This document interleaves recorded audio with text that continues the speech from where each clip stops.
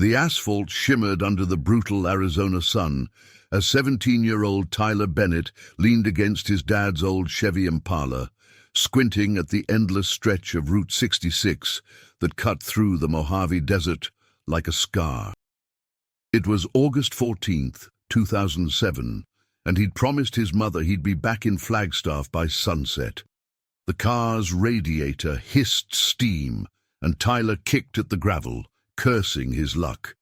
He'd taken this detour to avoid traffic, thinking the legendary highway would be an adventure.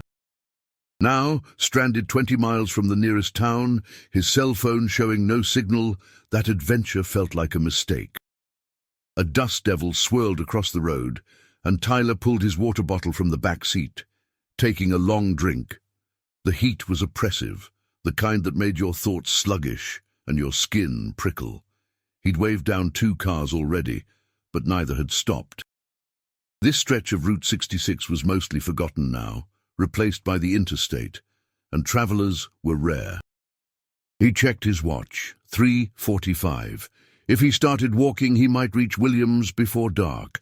Before we continue with Tyler's story, I'd love for you to subscribe to the channel and let me know in the comments where you're watching from. Your support keeps these stories alive. Tyler grabbed his backpack, locked the Impala, and started walking west. The desert stretched endlessly on both sides, dotted with creosote bushes and the occasional Joshua tree. After an hour, his feet ached, and the sun seemed to press down on him like a physical weight. He was beginning to regret not staying with the car when he noticed something unusual, a faded wooden sign pointing down a dirt road. Trading post, 2 miles. He hesitated. The smart thing would be to stay on Route 66, but the promise of a phone, or at least some shade, was too tempting. He turned down the dirt road, watching as the main highway disappeared behind him. The landscape changed subtly here, rockier with small hills creating shadows that offered brief relief from the heat. After about a mile, Tyler spotted a building in the distance, its corrugated metal roof glinting in the sunlight. But as he got closer, his hope faded. The trading post was abandoned, windows broken, and the door hanging off its hinges. Graffiti covered the walls, and tumbleweeds had piled against the foundation. Tyler's stomach sank. He'd wasted valuable time and energy on a dead end. He turned to head back toward Route 66, but as he did, he heard something. An engine, distant, but growing closer. A white pickup truck appeared over a rise, moving slowly down the dirt road toward him. Tyler felt a rush of relief and raised his hand to wave. The truck slowed, and a man in his 40s with a weathered face and a baseball cap leaned out the window. "Car trouble?" the man asked, his voice gravelly. "Yeah, radiator blew on Route 66, Tyler said, pointing back toward the highway. "You headed that way? I could use a ride to the nearest town." The man studied him for a moment, his expression unreadable. "Hop in," he finally said. "I'm going to Williams." Tyler climbed into the passenger seat, grateful to be out of the sun. The truck's interior smelled like cigarettes and motor oil, and a stack of papers covered the dashboard. The man didn't say much as they drove, just nodded when Tyler thanked him. They passed the abandoned trading post and started back toward Route 66, but instead of turning onto the highway, the man continued straight, heading deeper into the desert. "I thought you said Williams," Tyler asked, unease creeping into his voice. "Shortcut," the man said flatly. "Faster this way." But something felt wrong. The road was getting rougher, less defined, and Tyler couldn't shake the feeling that they were heading away from civilization rather than toward it. He glanced at the man, whose jaw was set, eyes fixed on the road ahead.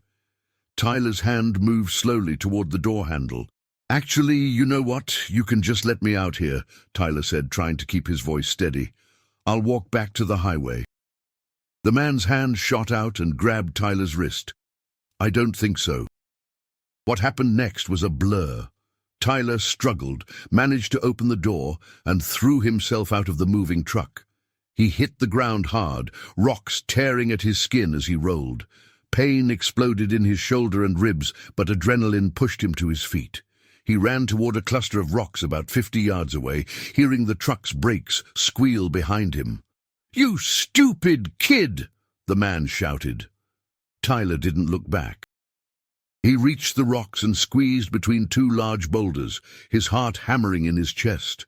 He could hear the man's footsteps, the crunch of boots on gravel, getting closer. Tyler pressed himself deeper into the crevice, holding his breath. The footsteps stopped just feet away. "Come on out, boy. You're just making this harder on yourself." Tyler stayed silent, his body trembling. He could see the man's shadow on the rock face, stretching and contracting as the man moved. Minutes passed, like hours. Then finally, the footsteps retreated. Tyler heard the truck door slam and the engine start.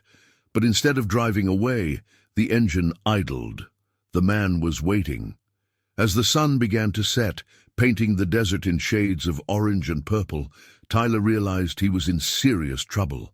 He had no water, no phone signal, and a dangerous man between him and civilization. He waited until full darkness before carefully extracting himself from the rocks. The truck was gone, but Tyler had no idea which direction to go. The desert at night was disorienting, every shadow potentially hiding danger.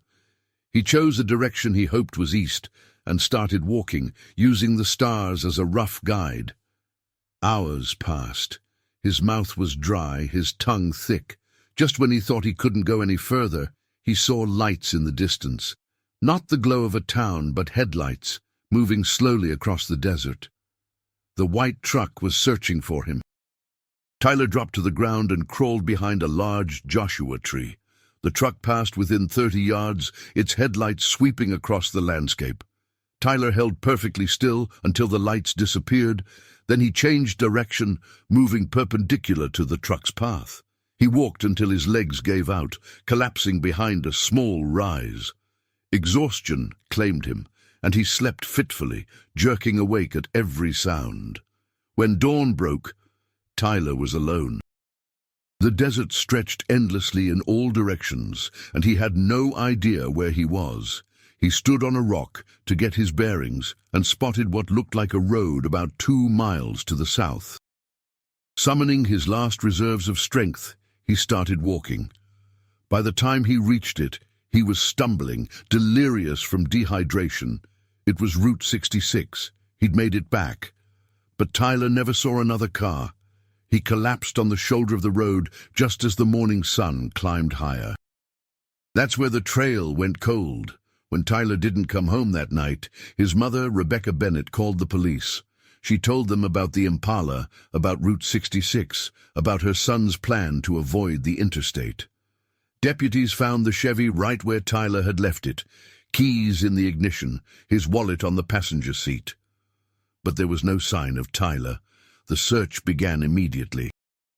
Helicopters swept the area, search and rescue teams combed the desert, and volunteers from Flagstaff organized search parties. They found the abandoned trading post, the tire tracks from a white pickup truck on the dirt road, but no Tyler. Rebecca appeared on local news, pleading for information, showing his picture.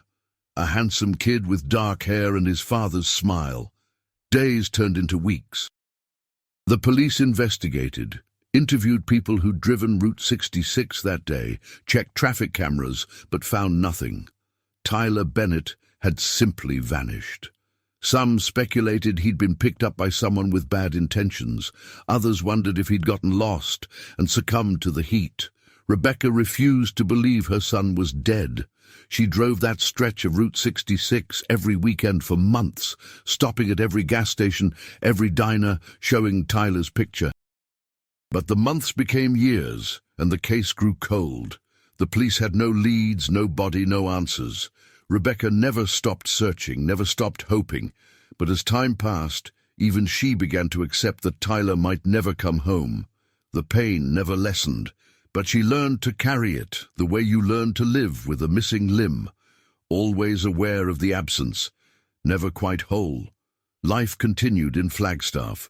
Tyler's younger sister Emma graduated high school, went to college, became a teacher. Rebecca remarried, though she never took down Tyler's pictures or packed away his room. The story of the boy who vanished on Route 66 became local legend, whispered about in high schools, a cautionary tale parents told their teenagers. But for Rebecca, it was never just a story. It was her son, and she never stopped believing that someday, somehow, she'd find out what happened to him. In 2015, 8 years after Tyler's disappearance, a man named David Kowalski moved to a small property about 15 miles from where Tyler's car had been found. David was a retired engineer from Colorado, looking for peace and solitude in the Arizona desert. His property was isolated, accessed by a rough dirt road that branched off Route 66, surrounded by nothing but scrubland and rocks. David spent his first year fixing up the old trailer on the property, building a workshop, and exploring his 5 acres of desert solitude. David was a careful man, methodical and detail-oriented, which is why he spent considerable time surveying his property using satellite imagery. He'd use Google Earth to plan where to dig a well, where to install solar panels, and where to build a fence. He zoomed in and out, studying every feature of his land from above, fascinated by how different everything looked from space. One evening in March 2024, nearly 17 years after Tyler's disappearance, David was scrolling through Google Earth when he noticed something odd on his property. In the satellite imagery from several years earlier, the program showed a date of October 2019. There was a rectangular shadow about a quarter mile from his trailer, in an area he'd walked past dozens of times. The more recent imagery showed nothing, but in that 2019 photo, the shadow was distinct, wrong somehow. David zoomed in as far as the resolution would allow. The shadow had sharp edges, too straight to be natural. It looked almost like something was buried just beneath the surface, disturbing the soil enough to create a subtle depression. His curiosity piqued. David saved the coordinates and decided to investigate the next morning. At dawn, GPS in hand, David walked to the location. The area looked undisturbed, covered in the same sparse vegetation as the rest of his property. But as he walked in a grid pattern, his boot caught on something hard just beneath the sand. He knelt and brushed away the dirt, revealing metal, rusted but definitely metal. His heart rate quickened. David went back to his trailer, grabbed a shovel, and returned to the spot. He dug carefully, and within 20 minutes he'd exposed the roof of a vehicle, a car buried in the desert. The paint was faded, the metal corroded, but as he cleared more dirt, he could see it was a sedan. David's hands trembled as he uncovered the rear license plate. Arizona. He pulled out his phone and took pictures. Then he called the Coconino County Sheriff's Office. "I think I found something," he told the dispatcher. "A car buried on my property. I don't know how long it's been here, but I think you should send someone." 2 deputies arrived within an hour, followed by a crime scene unit. They cordoned off the area and began the careful process of excavation. As they worked, removing years of accumulated sand and debris, the vehicle took shape. It was a Chevrolet Impala, late 1990s model. One of the deputies ran the plates, and his face went pale. "This vehicle was reported in connection with a missing person case," he said quietly. "Tyler Bennett disappeared in 2007. The lead investigator, Detective Sarah Vance, had been with the department for 23 years and remembered the case. She'd been a rookie deputy when Tyler vanished, had participated in those early searches. She radioed for additional units and called the medical examiner's office. If Tyler Bennett was in that car, they needed to be prepared. The excavation continued through the afternoon. When they finally opened the driver's side door, sand spilled out, but the interior was otherwise preserved by the burial. On the passenger seat they found a backpack. Inside were Tyler Bennett's belongings, his wallet, his student ID, a water bottle. But Tyler wasn't in the car. Detective Vance stood in the late afternoon sun, staring at the Impala. This wasn't where the car had broken down. Someone had driven it here, to this isolated spot, and buried it. But why? And where was Tyler? The investigation shifted into high gear. Forensic teams processed every inch of the vehicle, lifting fingerprints, collecting DNA samples, analyzing the soil both inside and around the car. The FBI was brought in, given that the case now clearly involved foul play and possibly kidnapping. David Kowalski was interviewed extensively, but his story checked out. He'd only owned the property since 2015, and the satellite imagery proved the car had been buried years before he arrived. Detective Vance reviewed the original case file, reading through Rebecca Bennett's statements, the search records, the dead-end leads. She noticed something that had been overlooked 17 years earlier, several reports of a white pickup truck seen in the area around the time of Tyler's disappearance. One witness, a retired postman named Frank Delgado, had mentioned seeing a white Ford F-150 with primer spots on the hood, turning off Route 66 onto a dirt road near the abandoned trading post the day Tyler vanished. Vance tracked down Frank, now in his 80s and living in Prescott.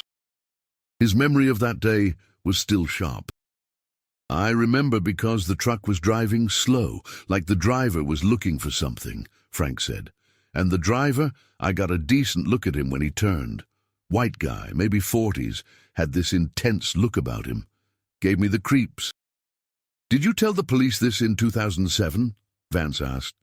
"I called it in, yeah, but I guess nothing came of it." Vance dug deeper into the old case files and found Frank's tip buried in the records, logged but never followed up on. She felt a surge of frustration. If they'd pursued this lead 17 years ago, maybe things would have turned out differently. But she couldn't change the past.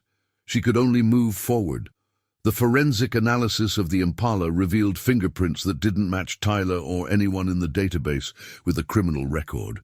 But they did find trace DNA on the steering wheel and door handle, male, not Tyler's. The DNA was entered into CODIS, the FBI's combined DNA index system, but there were no matches. Whoever had moved and buried Tyler's car had no prior convictions. Vance decided to approach the case from a different angle. She compiled a list of everyone who had owned property along that corridor of Route 66 in 2007, cross-referencing it with vehicle registrations for white pickup trucks. It was painstaking work, but she was determined. 3 names emerged as persons of interest, all men who'd owned property within a 20-mile radius and had registered white Ford trucks between 2005 and 2008. The first was ruled out quickly. He died in 2010. The second had moved to Nevada in 2006 and had an alibi for the day Tyler disappeared. The third was a man named Robert Marsh. Robert Marsh had owned a small ranch about 12 miles from where the Impala had been found. He'd sold the property in 2009 and moved to New Mexico. His truck registration from 2007 showed a white Ford F-150. Vance ran a background check and discovered something interesting. Marsh had been questioned in connection with another missing person case in 1995, a young hitchhiker in New Mexico, but had never been charged due to lack of evidence. Vance contacted New Mexico authorities and learned that Marsh was currently living in Farmington, working as a mechanic. She obtained a warrant for his DNA and sent 2 agents to collect a sample. When the results came back, her pulse quickened. The DNA from Tyler's car was a match for Robert Marsh. On April 18, 2024, Robert Marsh was arrested at his home in Farmington on charges of kidnapping and murder in connection with Tyler Bennett's disappearance. He was extradited to Arizona and held without bail. In interrogation, Marsh initially denied everything, but when confronted with the DNA evidence and the discovery of the buried car, his story began to crack. Detective Vance sat across from him in the small interrogation room, her voice steady and calm. "Robert, we know you moved Tyler's car. Your DNA is all over it. We know you owned property near where it was buried, and we know about the 1995 case in New Mexico. This is your chance to tell your side of the story."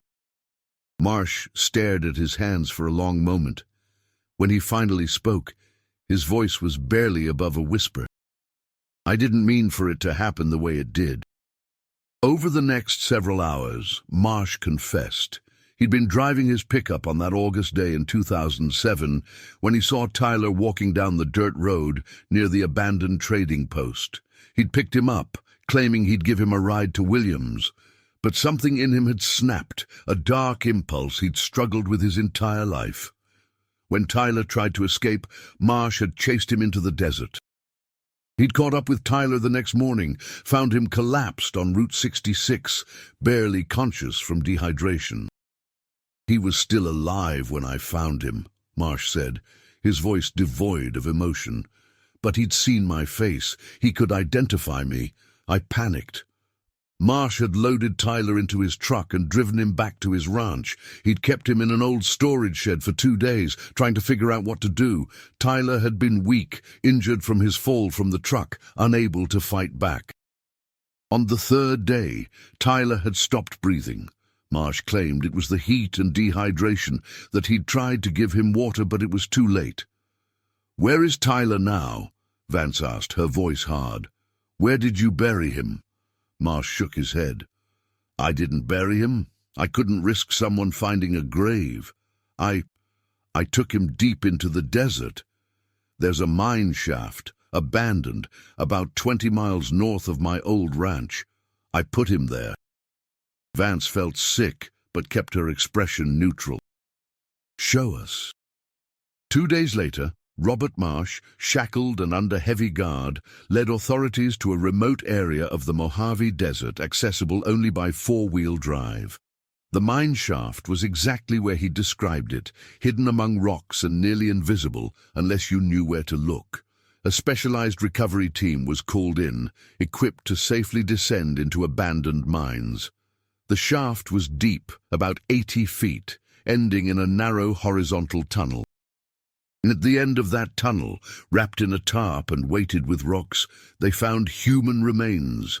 Dental records confirmed what Rebecca Bennett had both feared and, on some level, always known. After 17 years, Tyler had been found. The news hit Flagstaff like a shockwave. Rebecca Bennett, now 59, gave a press conference with her daughter Emma by her side. She thanked Detective Vance, thanked David Kowalski for his sharp eyes and curiosity, thanked everyone who'd never stopped hoping. But mostly she talked about Tyler, his love of music, his kindness, the future that had been stolen from him. "I always knew he didn't just run away," Rebecca said, her voice breaking. "I always knew something terrible had happened. And as much as it hurts to know the truth, to know what he suffered, there's a part of me that's grateful. Grateful that he can finally come home, grateful that the monster who did this will face justice, and grateful that Tyler can rest." The trial of Robert Marsh began in October 2024. The prosecution presented overwhelming evidence: the DNA, the buried car, Marsh's confession, and the recovered remains. The defense attempted to argue that Tyler's death had been accidental, a result of exposure rather than intentional harm. But the jury didn't buy it. Marsh had abducted Tyler, held him captive, and left him to die. That was murder. On December 3, 2024, Robert Marsh was convicted on charges of kidnapping and first-degree murder. He was sentenced to life in prison without the possibility of parole. As he was led from the courtroom, he looked at Rebecca Bennett, who sat in the front row. For just a moment, their eyes met, and Rebecca saw something there. Not remorse exactly, but a kind of emptiness, a void where a conscience should have been. Tyler Bennett was laid to rest on December 15, 2024 in Flagstaff, 17 years after he'd vanished on Route 66. Hundreds of people attended the funeral, many who'd never met him, but had followed his story, had participated in searches, had prayed for his safe return. Rebecca stood at his grave, holding Emma's hand, and finally allowed herself to cry, not just for what she'd lost, but for what had finally been found. In the months that followed, life slowly returned to normal, though it would never be the same. Rebecca retired from her job as a nurse and began volunteering with organizations that helped families of missing persons. She found purpose in her pain, using her experience to help others navigate the impossible landscape of not knowing. Emma became an advocate for improved law enforcement protocols in missing person cases, pushing for better follow-up on tips and more thorough investigations in the critical first 48 hours. David Kowalski, the retired engineer whose curiosity had cracked the case, became friends with the Bennett family. He'd had no idea when he moved to that isolated piece of desert that he'd be the key to solving a 17-year-old mystery. He often thought about the strange path that had led to the discovery, his decision to retire to Arizona, his fascination with satellite imagery, his chance observation of a shadow that didn't quite belong. "Sometimes I wonder if Tyler led me to that spot," David said during a television interview about the case. "I know that sounds strange, but I can't shake the feeling that there was something larger at work, something beyond just coincidence." Detective Vance received a commendation for her work on the case, but she remained frustrated by what she called the 17-year gap. In training sessions with new deputies, she used the Tyler Bennett case as a teaching tool, emphasizing the importance of following up on every tip, no matter how small, and never assuming a missing person case is hopeless. Tyler Bennett could have been found in 2007, she told one group of cadets. The witness information was there, the evidence was there, but it wasn't pursued with enough urgency. That's a lesson we all need to remember. These aren't just cases, they're people, they're families waiting for answers, and we owe them our best effort, not just at the beginning, but for as long as it takes. The abandoned trading post where Tyler had turned off Route 66 hoping for help became an unofficial memorial. Visitors began leaving flowers, photographs, and written messages, not just for Tyler, but for all the people who'd gone missing on America's roads, their stories untold, their families still waiting.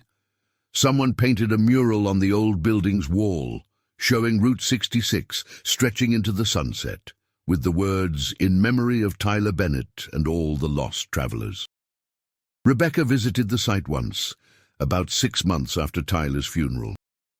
She stood in the place where her son had made his last decision, the turn that had led him away from safety and toward Robert Marsh. She didn't blame Tyler for that choice. He couldn't have known. But she found herself whispering to him, telling him it was okay, that she understood, that she loved him. As she stood there in the Arizona heat, watching dust devils dance across the desert, Rebecca thought about all the what-ifs that had haunted her for 17 years. What if Tyler had stayed with the car? What if he'd never seen that sign?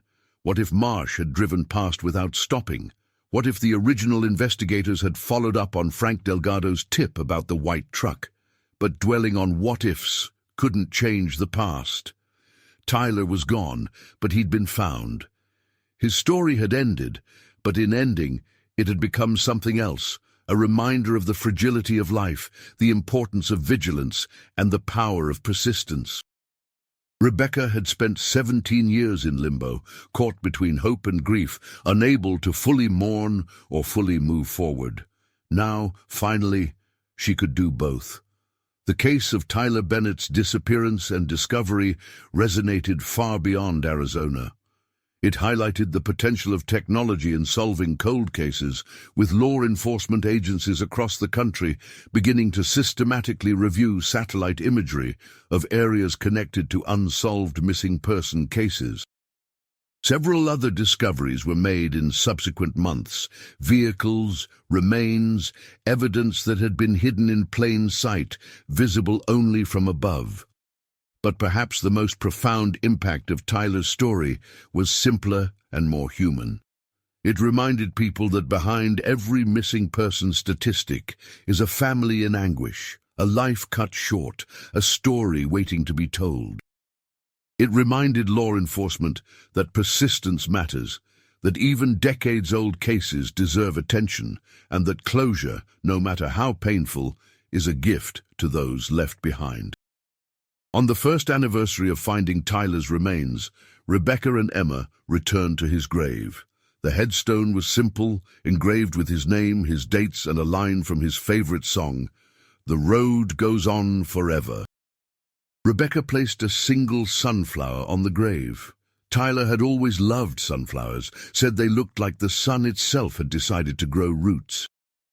"He's home," Emma said softly, squeezing her mother's hand. Rebecca nodded, tears streaming down her face. But for the first time in 17 years, they were tears of peace rather than anguish. Tyler was home. The searching was over. The questions were answered. And while the pain of loss would never fully fade, it had transformed into something bearable, a scar rather than an open wound, a memory of love rather than a void of absence. As they walked back to their car, the Arizona sun beginning its descent toward the horizon, Rebecca looked back once more at her son's grave. 17 years was a long time to wait for goodbye, but some goodbyes are worth the wait. Some stories, no matter how painful, need to be told to the end. And some mysteries, like sunflowers turning toward the sun, eventually find their way into the light. The years following Tyler's burial brought changes that rippled through the community in ways both expected and surprising. Rebecca Bennett found herself at the center of a movement she'd never intended to create, but one that felt like the only way to honor her son's memory.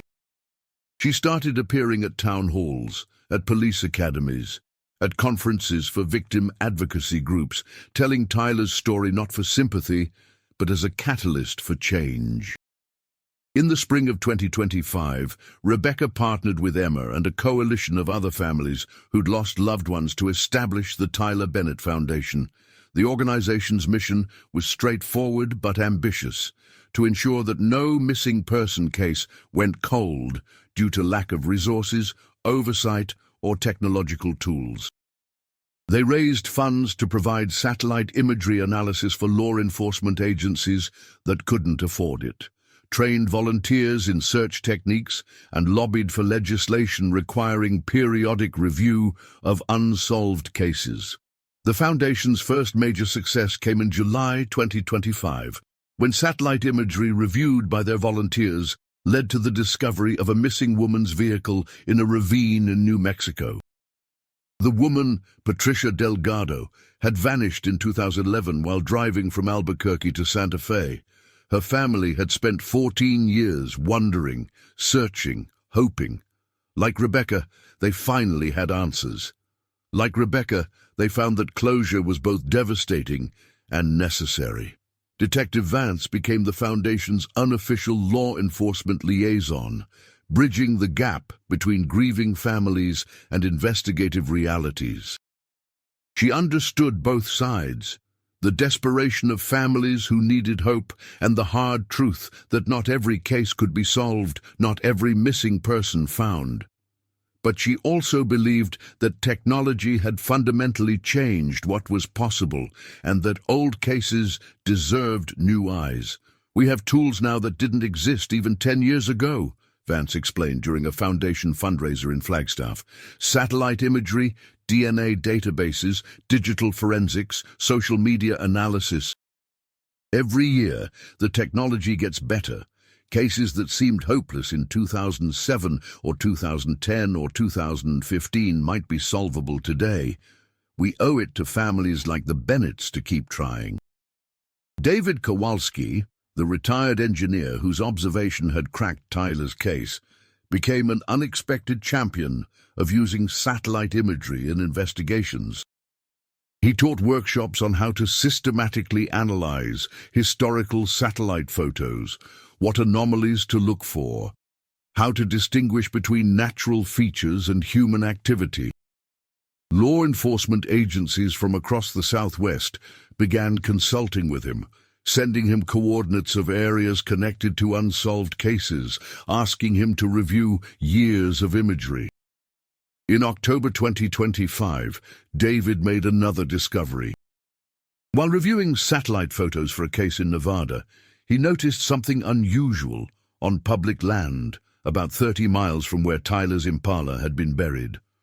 The imagery from 2008 showed disturbed earth in a pattern that looked deliberate. Not a single burial like Tyler's car, but multiple sites clustered together. He immediately contacted Detective Vance.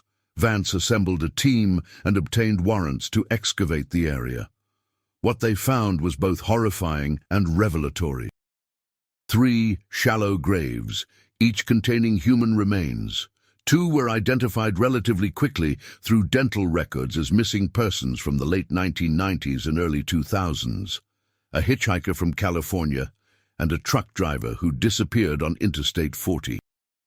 The third set of remains was more challenging to identify, but DNA eventually matched them to a young woman named Christine Vargas, who'd vanished from a rest stop near Kingman, Arizona in 1995.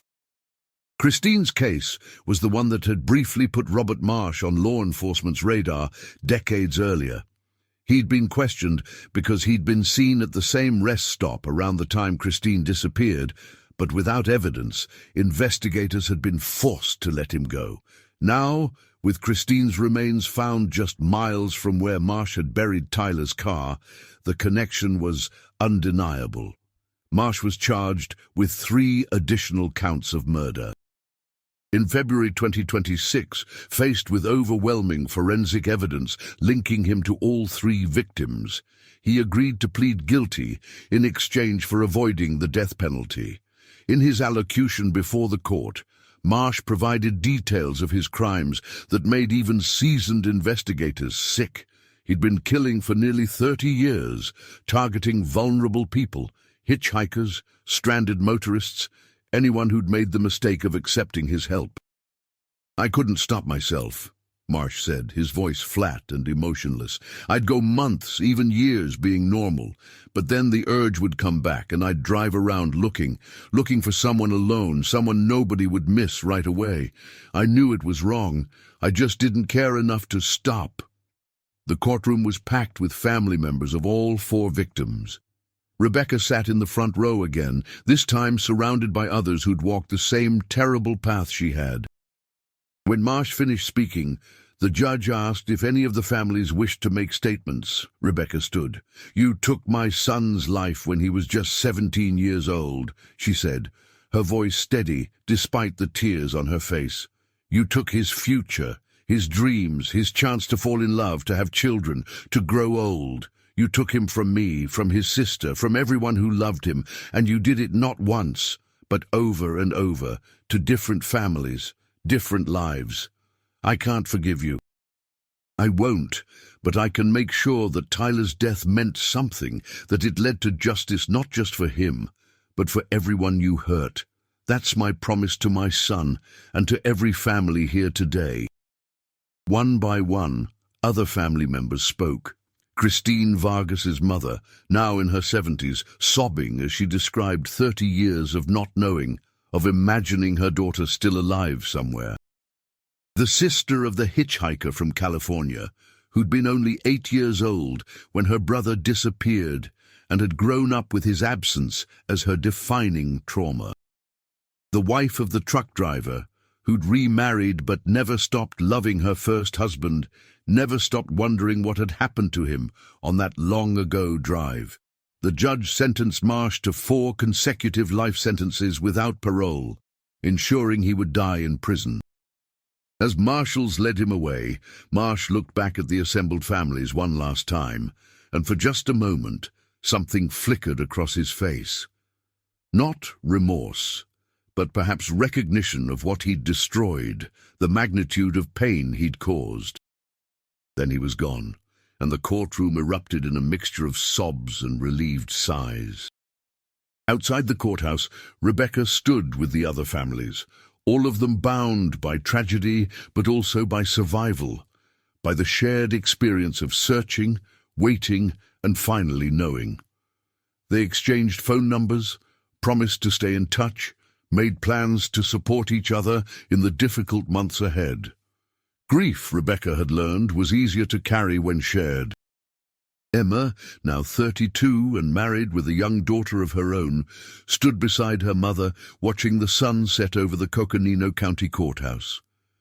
Her daughter, Grace, was only 2 years old, too young to understand why they'd come to this place, why her grandmother cried so often these days. But someday, Emma would tell Grace about Uncle Tyler, about the young man who'd disappeared before she was born, about how tragedy had transformed their family. "Do you think we can finally move on now?" Emma asked her mother quietly. Rebecca considered the question. Moving on suggested leaving something behind, and she could never leave Tyler behind. But moving forward, that was different. Moving forward meant carrying Tyler with her, letting his memory inform her actions, his story inspire her purpose. "I think we can move forward," Rebecca said finally. "That's different from moving on. Tyler comes with us. He always will." The impact of the Marsh case extended far beyond the families directly affected. The discovery that he'd been killing for 3 decades, that multiple opportunities to stop him had been missed, sparked serious conversations about how law enforcement handled missing person cases, especially those involving transient or vulnerable populations. The FBI established a new task force specifically focused on reviewing cold cases involving suspected serial predators using advanced technology and collaborative investigative techniques. The Tyler Bennett Foundation expanded its mission, partnering with academic institutions to study patterns in unsolved disappearances, looking for connections that might indicate serial offenders operating below law enforcement's radar. They developed a database that cross-referenced missing person cases with factors like location, victim demographics, and circumstances of disappearance, using algorithms to flag potential clusters that warranted deeper investigation. By early 2026, the Foundation's work had contributed to solving 11 cold cases across 6 states. 11 families received answers they'd waited years or even decades for. Not all the answers were what they'd hoped. Some of the missing were found deceased, victims of accidents or crimes. But even painful answers were better than the endless uncertainty of not knowing. David Kowalski, now 73 years old, found himself busier in retirement than he'd ever been during his engineering career.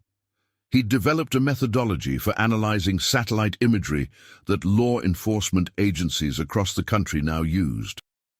He'd written a manual, testified before Congress about the potential of civilian technology in solving cold cases, and become a regular consultant for the FBI's new task force. "I never imagined my life would take this turn," David said during an interview with a national news magazine. "I moved to Arizona to be alone, to enjoy my retirement in peace. Instead, I found a purpose I didn't know I was looking for." Tyler led me to that discovery, and through Tyler, I've been able to help other families find their loved ones. If that's not divine intervention, I don't know what is.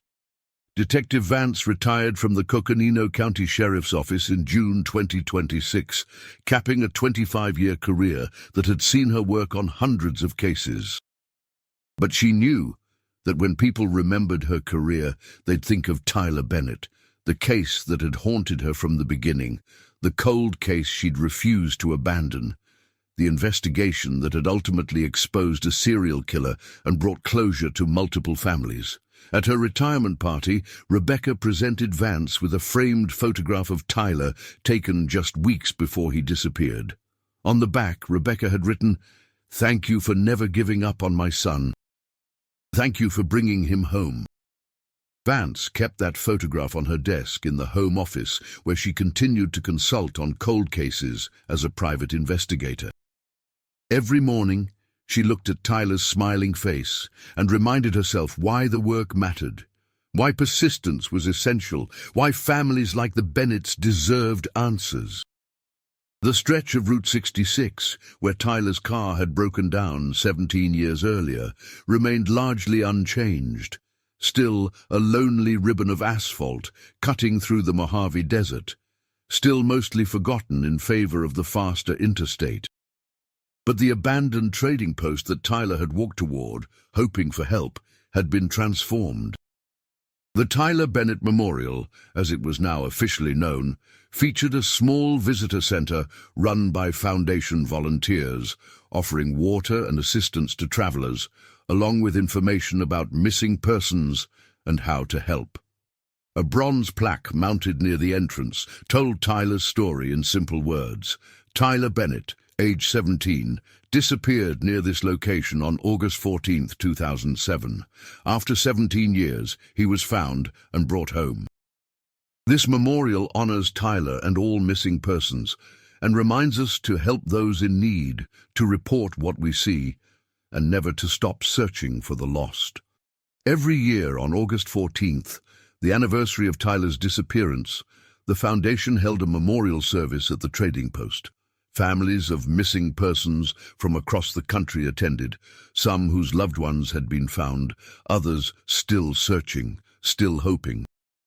They shared stories, supported each other, and released white balloons into the desert sky, one for each person still missing, one for each family still waiting. Rebecca attended every year, of course, usually with Emma and Grace by her side. In August 2026, as they prepared to release balloons for the annual memorial, little Grace, now 3 years old, asked her grandmother a question that pierced Rebecca's heart. "Grandma, where is Uncle Tyler now?" Rebecca knelt beside her granddaughter, searching for words that would be both truthful and appropriate for a child so young. "Uncle Tyler is in heaven, sweetheart. But he's also right here," she said, placing her hand over Grace's heart. "He's in our memories, in the love we carry for him, in the good things we do because of him. He's everywhere we look for him." Grace considered this seriously, then nodded. "Can we send him a balloon?" "Of course we can, baby, of course we can." As they released their white balloon into the brilliant blue Arizona sky, Rebecca watched it climb higher and higher until it was just a speck against the sun.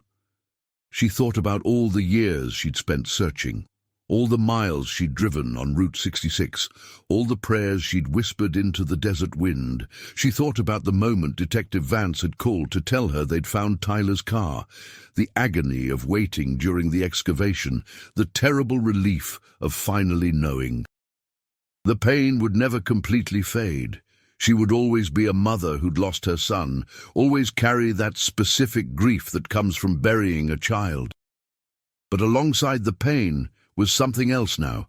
Purpose, connection, the knowledge that Tyler's story had meant something, had changed things, had helped others.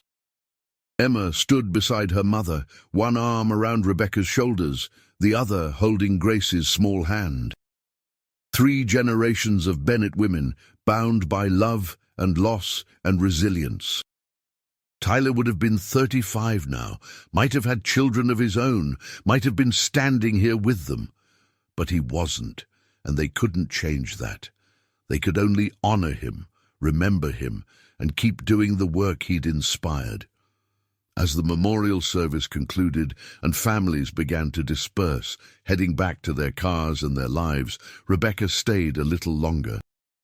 She often did, finding peace in the quiet of the desert, in the vast open spaces that had both taken her son and eventually given him back. She thought about the question Emma had asked months ago outside the courthouse. Could they move on?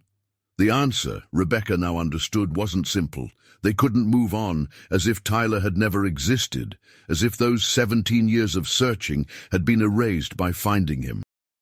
But they could move forward, carrying him with them, letting his memory be a light rather than a shadow. They could transform tragedy into purpose, pain into compassion, loss into legacy. She stood at the edge of Route 66, watching cars pass by, each one carrying people with their own stories, their own destinations, their own uncertainties about what lay ahead. How many of them knew about Tyler Bennett? How many had heard about the teenager who vanished on this road, or the retired engineer whose curiosity had solved the case, or the detective who'd refused to let it stay cold? It didn't matter whether they knew. What mattered was that Tyler's story continued, that it inspired change, that it reminded people to pay attention, to help strangers in need, to never give up on the lost. What mattered was that other families might be spared the 17-year wait that Rebecca had endured, that technology and persistence and sheer human determination might bring them answers sooner. As the sun began to set, painting the desert in those same shades of orange and purple that had colored the sky the night Tyler disappeared, Rebecca whispered a final goodbye, not to her son, who would always be with her, but to the searching, to the uncertainty, to the 17 years of not knowing. That chapter had closed. A new one had begun. She turned and walked back to where Emma and Grace waited in the car.